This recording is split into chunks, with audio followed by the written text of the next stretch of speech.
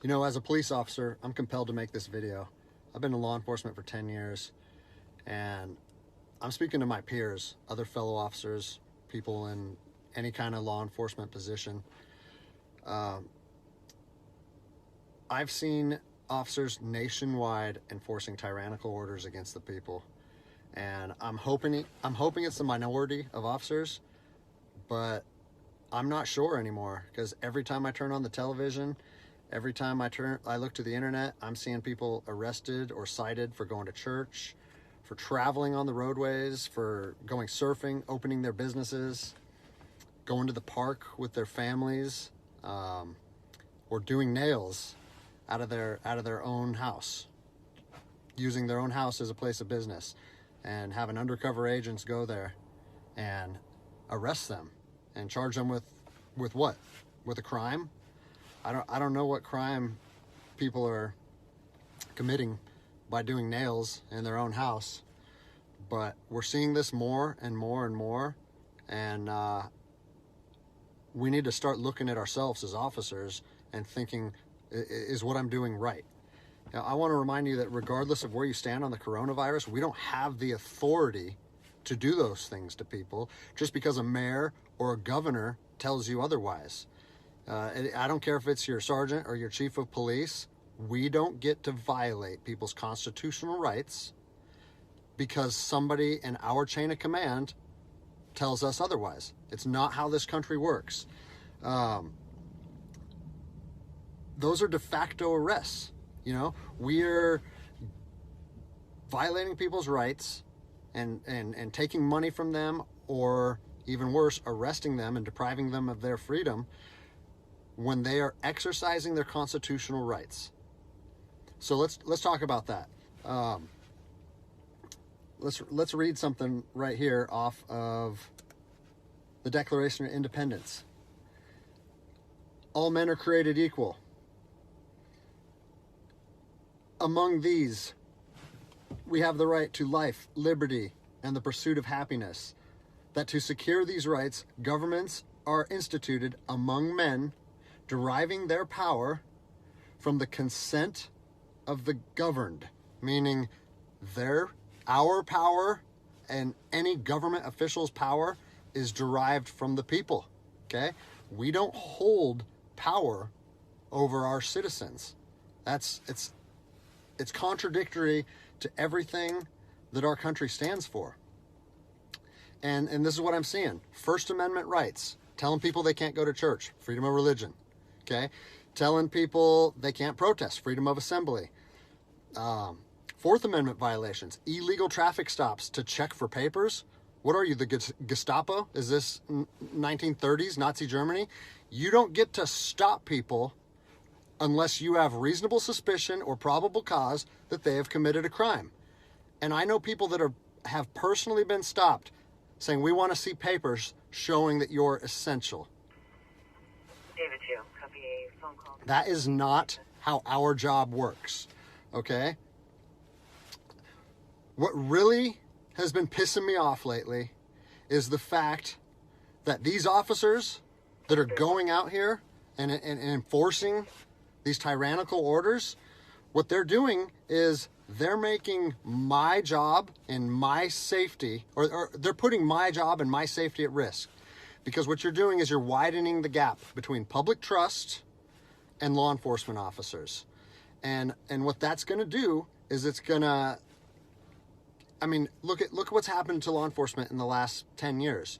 Less and less public trust, and more often than not, that is a result of isolated incidents that get blown out of proportion.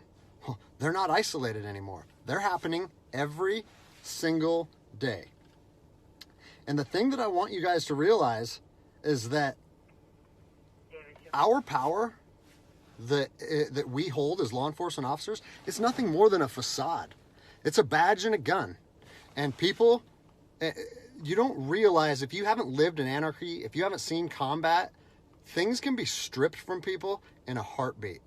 And that's what I'm afraid of. I'm afraid that these actions are going to wake a sleeping giant, i.e. the American people, okay?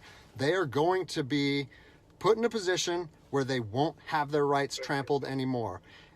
And us as law enforcement officers, we'll have our ability to enforce the law stripped from us in about 10 minutes. Okay?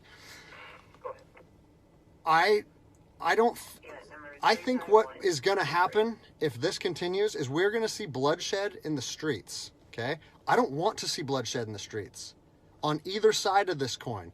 I don't want to see fellow officers get injured or killed, and I certainly don't want to see citizens get injured or killed.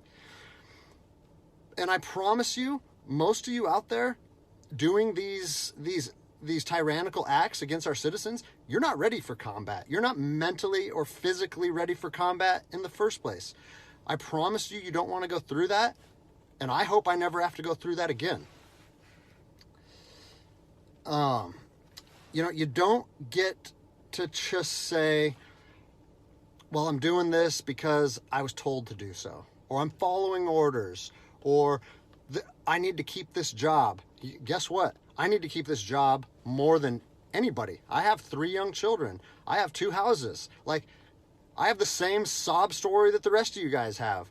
But my personal choices and my living arrangements, no matter what they are, don't allow me to trample on people's rights.